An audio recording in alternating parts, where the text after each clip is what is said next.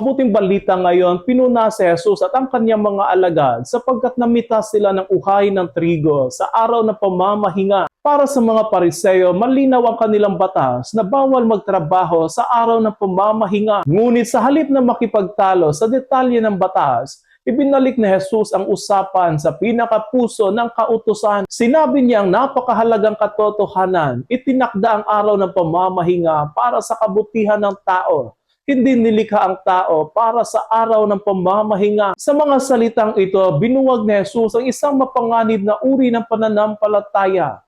Ang pananampalataya mas pinahahalagahan ng alituntunin kaysa sa tao. Ang batas ay ibinigay ng Diyos sa tao, hindi upang magpahirap, kundi upang magbigay buhay. Kapag ang batas ay ginagamit upang manghusga, magtulak palayo at magbaliwala sa pangangailangan ng kapwa, nawawala ang tunay na diwa at layunin nito. Marami sa atin ang nasasakal sa mga patakaran, tradisyon at batas na walang pagpapahalaga sa tao. Minsan, mas pinahahalagahan pa natin ang mga dapat gawin kaysa sa mga tao na nangangailangan. Mas mahalaga pa ang forma kaysa sa awa, ang pagsunod sa patakaran kaysa sa pakikinig sa mga pangangailangan ng kapwa. At sa ganitong kalagayan, ang pananampalataya ay nagiging pabigat sa halip na kanlungan ng mga nabibigatan at nahihirapan. Hindi sinabi ni Jesus na walang halaga ang batas. Sa halip, ipinahayag niya na siya ang Panginoon ng araw ng pamamahinga. Ibig sabihin, sa kanya lamang matatagpuan ang tunay na interpretasyon at pagsasabuhay ng kautusan. Kapag si Kristo ang sentro, ang batas ay nagiging daan tungo sa pag-ibig.